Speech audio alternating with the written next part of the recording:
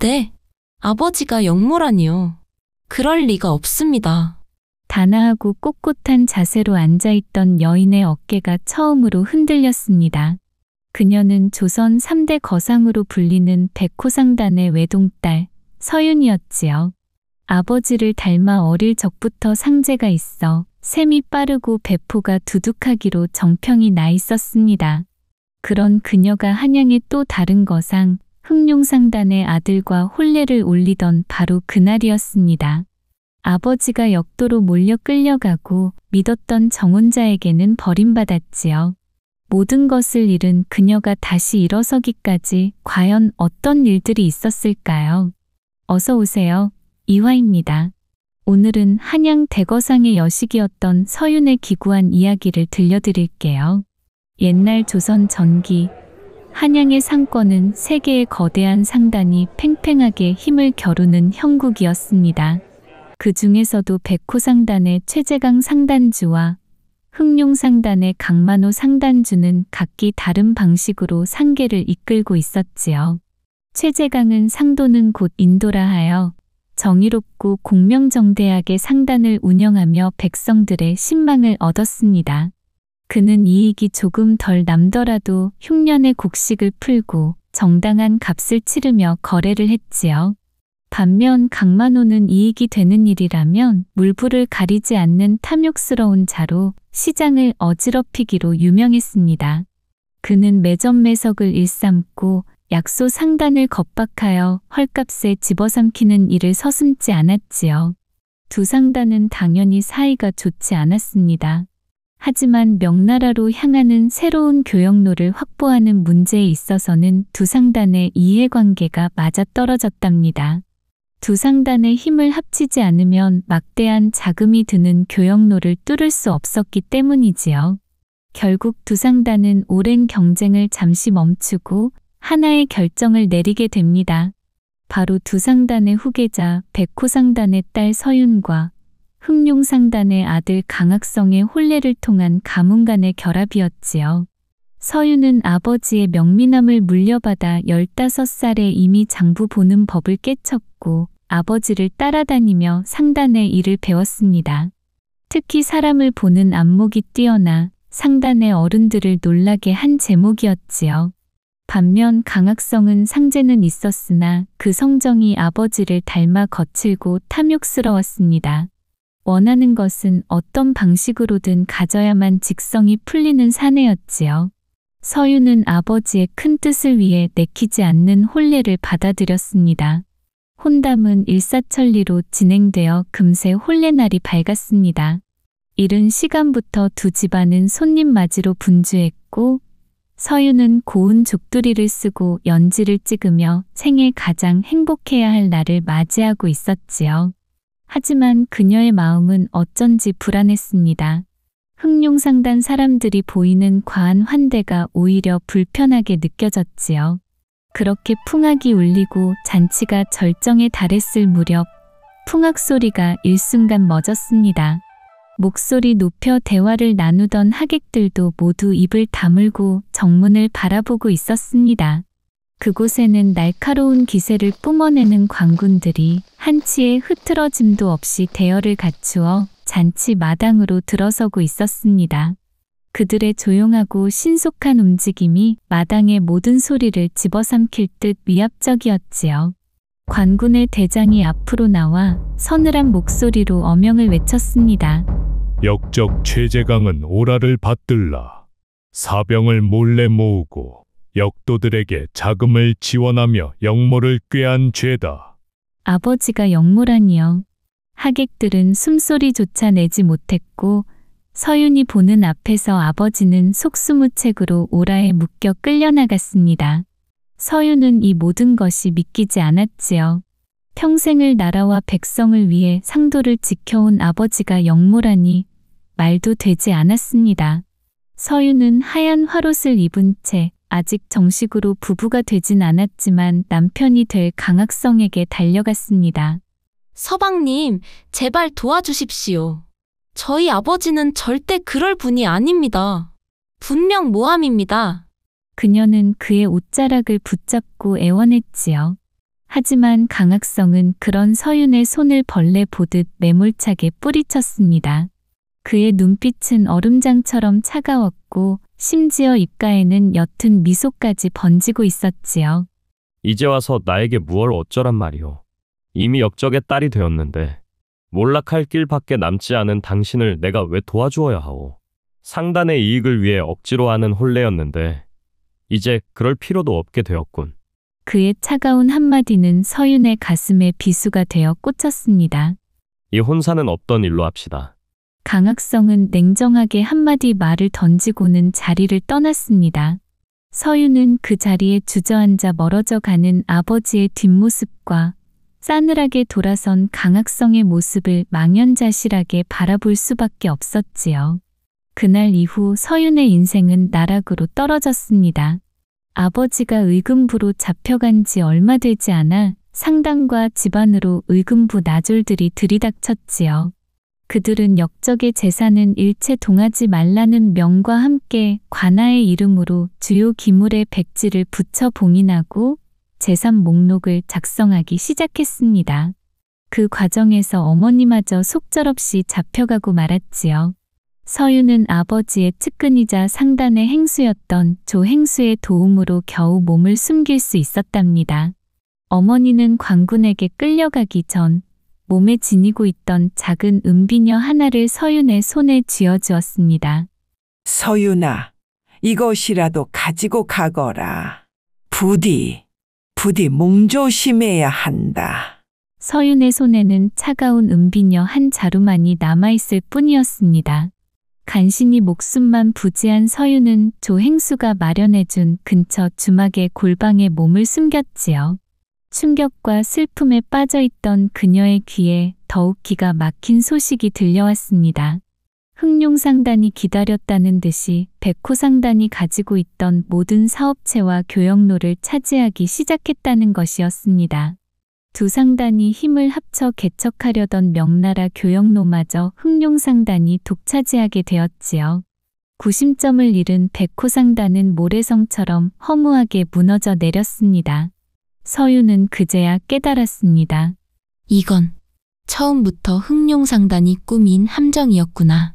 아버지를 역모로 몬 것도 혼례를 급하게 서두른 것도 모두 백호상단을 통째로 삼키기 위한 강만호와 강학성 부자의 계략이었던 것입니다. 이대로 무너질 수는 없었습니다.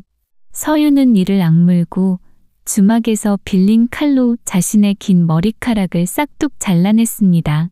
그리고 사내의 옷으로 갈아입은 뒤 원수의 심장 부인 흑룡상단으로 향했지요. 반드시 아버지의 누명을 벗기고 상단을 되찾으리라 다짐하면서 말입니다. 서윤은 이경이라는 가명으로 신분을 숨기고 흑룡상단의 광물 조달부의 가장 말단 인부로 들어가게 되었습니다. 양반 교수였던 그녀가 감당하기엔 너무나 고된 일이었지요. 무거운 광석을 나르고 먼지 구덩이에서 밤낮 없이 일해야 했습니다. 서윤은 아버지의 누명을 벗기겠다는 일념 하나로 험한 일들을 묵묵히 견뎌냈습니다. 그런 그녀의 재능은 말단에서도 눈부시게 빛이 났지요. 그녀는 광물을 조달하고 운반하는 과정에서 불필요하게 낭비되는 점들을 짚어냈습니다. 또한 셈이 빠르고 글을 읽을 줄 알아 다른 인부들과는 차원이 달랐지요. 금세 윗사람들의 눈에 띄게 되었고 결국 그녀는 먼지 구덩이의 인부에서 벗어나 장부를 다루는 서기보의 자리까지 오르게 되었습니다. 그렇게 4번의 계절이 바뀌었을 때 흑룡상단에 큰 골칫거리가 생겼습니다. 왕실에 납품하던 은의 품질이 눈에 띄게 떨어지기 시작하면서 왕실의 불만이 커진 것이었지요. 왕실에서는 납품된 은기에 색이 탁하고 불순물이 섞여 있다 격하게 불평을 쏟아냈습니다. 흑룡상단주는 이 문제를 해결하는 자에게는 원하는 것은 무엇이든 들어주겠다며 큰 상을 내걸었지요. 서윤은 이 기회를 놓치지 않았습니다. 제가 이 일을 해결해 보겠습니다. 그녀가 당당하게 나서자 상단의 중역들은 코웃음을 쳤습니다. 내까짓 게 무얼 안다고? 하지만 서유는 이 문제의 원인을 이미 짐작하고 있었습니다. 사실 은의 품질이 떨어진 것은 흑룡상단의 업보나 마찬가지였습니다. 원래 백호상단이 은을 가공하여 왕실에 납품하고 있었는데 왕실에 납품되는 은 가공을 맡았던 선오야는 당대 최고의 은 세공 장인이자 서윤의 아버지와 호형호재할 정도로 가까운 사이였지요. 흑룡상단이 백호상단을 강탈하듯 무너뜨리자 이에 분노한 선오야가 그대로 잠적해 버린 것이었습니다. 서윤은 몰래 조행수와 접선했습니다. 그는 상단이 무너진 뒤에도 옛 상단의 인맥들을 규합해 때를 기다리며 서윤을 물심양면 도왔습니다. 조행수님, 선오야를 찾아야 합니다. 조행수는 며칠간의 수소문 끝에 그가 강원도 깊은 산골에 은둔해 있음을 알아냈습니다. 서윤은 곧장 그곳으로 향했지요. 처음에 선오야는 남장을 한 서윤을 흑룡상단의 끈앞풀로 오해하고 당장 나가라며 망치를 휘둘렀습니다. 하지만 서윤이 품에서 어머니의 은비녀를 꺼내자 선오야의 눈이 크게 흔들렸지요. 그 비녀는 과거 선오야가 서윤의 어머니, 즉 최재강 상단주의 아내를 위해 특별히 만들어 선물한 것이었습니다. 자네는 혹시 저는 백호상단 최재강의 여식 서윤입니다. 모든 자초지종을 들은 선오야는 서윤의 손을 잡고 눈물을 흘리며 그녀를 돕기로 약조했습니다. 서윤은 선오야의 도움으로 왕실에 납품할 최상급의 은을 마련했지요. 문제를 해결하고 당당하게 돌아온 서윤을 보며 흑룡상단주는 무척 기뻐하며 원하는 소원을 말하라 했습니다. 자네 같은 인재가 말단에 있었다니. 자네가 원하는 것이 무엇인가? 모두가 금은 보화를 청할 것이라 예상했지만 서윤의 대답은 모두를 놀라게 했습니다. 저는 돈이나 재물이 아닌 이 광물 분야를 총괄하는 대행수의 자리를 원합니다. 상단주는 잠시 놀랐으나 왕실의 신임을 되찾게 해준 서윤의 능력과 이때까지의 일처리를 보고 파격적인 그녀의 요청을 흔쾌히 받아들였습니다. 그렇게 서윤은 이경이라는 이름으로 흑룡상단의 핵심 자리까지 오르게 되었지요. 대행수가 된 서윤은 상단의 광물 관련한 모든 장부, 심지어 강만호가 따로 관리하던 비밀 장부까지 열람할 수 있게 되었습니다. 그녀는 밤낮으로 장부를 뒤지며 아버지의 흔적을 쫓았지요. 그러던 어느 날, 낡은 장부들 사이에 끼워져 있던 특별 비용 내역서를 발견했습니다. 상단이 휘청일 수도 있을 만큼의 막대한 양의 은이 대금으로 치러진 내역서였지요. 그 돈이 흘러간 곳을 추적하던 서윤은 충격적인 사실을 마주했습니다. 그 끝은 바로 자신의 아버지 최재강에 대한 의뢰서였습니다. 의뢰를 받은 인물은 다름 아닌 형조판서 김호창이었지요. 흑룡상단이 백호상단을 무너뜨리기 위해 형조판서에게 거액의 뇌물을 주고 아버지를 역모로 올감했던 것입니다. 서윤은 이게 끝이 아니라 확신했습니다. 장부를 면밀히 살피던 서윤의 눈에 또 다른 이상한 자금의 흐름이 눈에 띄기 시작했지요. 특정 광석, 특히 철광석을 구매하는 비용이 이상할 정도로 컸습니다. 철광석은 농기구나 양민들의 생필품을 만드는 데 사용되기에 일정 수준의 양은 반드시 필요했지만 이건 분명 도를 넘어선 양이었습니다. 그녀는 상인으로서의 직감을 발휘했지요. 대체 이 많은 철광석은 전쟁이라도 할 셈인가? 다른 곡식이나 의복처럼 상단 내에서 쓰일 법한 물품들을 사는 데에도 자금이 사용되었지만 유독 철광석의 구매 비율이 비정상적으로 높았지요.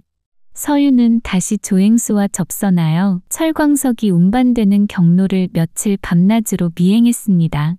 철광석은 깊은 산속의 산적의 산채로 보이는 조그마한 마을로 흘러들어가고 있었지요. 그곳에서는 수백 명의 장정들이 창과 칼을 만들고 병참을 확보하며 훈련을 했습니다. 그들은 산적이 아니라 형조판서 김호창이 몰래 키우는 사병들이었죠. 아버지를 역모로 몰아넣더니 정작 진짜 영모는 저들이 꾸미고 있었구나. 서윤이 모든 진실을 깨닫고 움직이려 마음먹었을 때 언제부턴가 흑룡상단 내에서 서윤을 향한 견제가 심해지기 시작했습니다. 마치 감시를 당하는 듯한 기분이 들었지요. 서윤은 이 사태를 알리기 위해 조행수와 만나기로 약속했지만 그는 나타나지 않았습니다. 아무런 소득 없이 돌아왔을 때 흑룡상단의 무사들이 서윤의 집무실 문 앞에 대기하고 있었지요.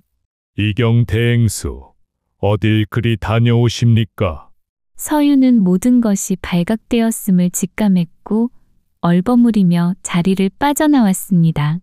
다행히 조행수는 위험을 감지하고 몸을 피한 것 같았지만 그와의 접촉이 어려워졌기 때문에 곤란한 상황에 처했죠.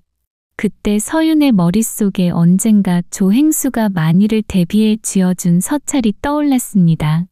그 안에는 과거 서윤의 아버지가 큰 도움을 주었던 호조판서 박대감의 친서와 증표가 들어있었습니다. 친서에는 최상단주는 나의 친우와 같소. 단 한 번 어떤 어려움이 닥치더라도 이 증표를 보이면 내 반드시 돕겠노라는 약조가 적혀 있었지요. 서윤이 모든 증거를 챙겨 상단을 나서려던 바로 그 찰나였습니다. 서윤은 자신의 움직임을 감시하던 흑룡상단의 무사들을 떠올렸죠. 그녀는 재빨리 기지를 발휘했습니다. 마침 밖으로 나갈 물품들을 실은 상자들이 창고에 쌓여 있었지요. 서윤은 몰래 창고로 들어가 창고 구석에 불을 질렀습니다. 불이야! 불이 났다! 작은 소란이 일자 서윤은 재빨리 빈 상자 하나에 몸을 숨기고 뚜껑을 덮었습니다. 헐레벌떡 뛰어온 무사들은 불을 끄느라 정신이 없었고 밖에서 물품을 빼러온 인부들은 빠르게 상자를 수레에 싣기 시작했지요. 서윤이 숨은 상자 역시 수레에 실려 무사들의 감시망을 무사히 빠져나갈 수 있었습니다.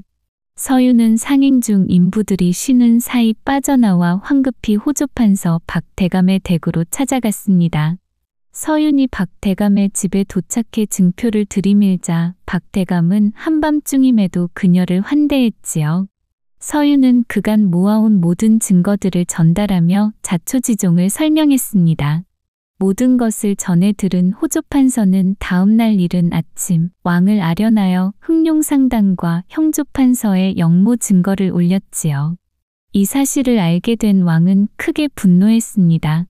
당장 형조판서 김호창과 흑룡상단주 강만호 그리고 그들의 일가 친척까지 잡아들이라는 어명이 떨어졌지요. 의금부 나졸들이 들이닥쳤을 때 두 사람은 모든 사실이 발각된 줄도 모르고 자신들의 성공에 축배를 들고 있었습니다. 그러나 그들은 곧 처참한 모습으로 왕의 앞에서 주리를 틀리게 되었지요. 서윤의 사정도 들은 왕은 이 모든 것을 밝혀낸 서윤을 불러들여 저들의 처벌을 맡기고자 했습니다. 하지만 서윤은 그저 한마디의 말만 하길 원했습니다. 서윤은 주리를 틀려 만신창이가 된 강만호와 김호창 그리고 강학성의 앞에 꼿꼿이 섰습니다. 그리고는 당당하고 고든 목소리로 입을 뗐지요. 당신들은 이미 충분히 가졌음에도 불구하고 더 큰 욕심에 눈이 멀어 사람으로서 해서는 안 될 짓을 저질렀소. 이 모든 것은 당신들이 쌓은 업보이니 더 이상 구차하게 굴지 말고 그대들의 운명을 받아들이시오. 왕은 부모의 원수 앞에서도 침착함을 유지하는 서윤의 기계에 감탄하며 큰 상을 내리려 했습니다. 하지만 서윤은 모든 상을 마다하고 오직 두 가지만을 간청했지요. 첫째는 아버지 최재강의 억울한 누명을 벗기고 명예를 회복시켜주는 것, 둘째는 흑룡상단이 무너져 혼란스러워진 상계를 안정시킬 수 있도록 백호상단을 다시 꾸릴 수 있게 허락해 달라는 것이었습니다. 왕은 서윤의 뜻을 크게 기뻐하며 모든 것을 허락했습니다. 그렇게 서윤 아래 백호상단은 화려하게 부활했고 한양의 새로운 거상으로 거듭나게 되었답니다. 사람들은 욕심에 눈이 멀어 스스로 파멸한 흑룡상단과 정의를 위해 모든 것을 걸었던 서윤의 용기를 오래도록 이야기했습니다. 남을 해하려는 탐욕은 결국 자신을 겨누는 칼이 되어 돌아오는 법이지요. 반면 억울함을 풀고 정의를 바로 세우려는 굳은 의지는 결국 하늘을 움직이는 법입니다. 오늘 제가 준비한 이야기는 여기까지입니다. 이야기가 마음에 남으셨다면 다음에도 저 이화를 찾아주시겠어요? 여러분의 구독과 좋아요는 저에게 큰 힘이 된답니다.